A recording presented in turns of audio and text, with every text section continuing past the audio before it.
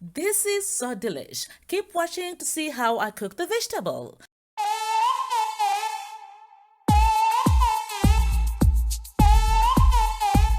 This is Amaranth, indwabaza in isiZulu, mowa in Shona, and Bonongwe in chiChewa.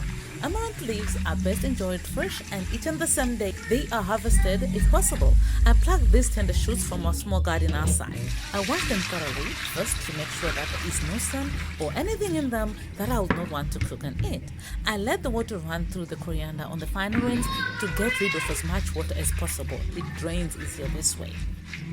I place the pot I'm going to use on the stove on medium heat and add 100 milliliters of water and bring to the boil while I chop the amaranth up. You don't have to chop the amaranth leaves, by the way. You can just separate the leaves and cook it like that. I just prefer chopping with a knife. Amaranth leaves are packed with vitamins including iron, vitamin C, A, K, B, potassium, and also lysine, an amino acid that our bodies need for the production of energy and absorption of calcium.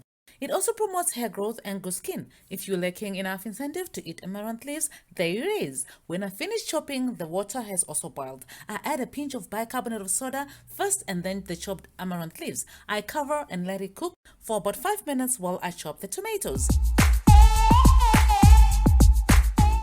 I add the chopped tomatoes to the pot and some salt to taste.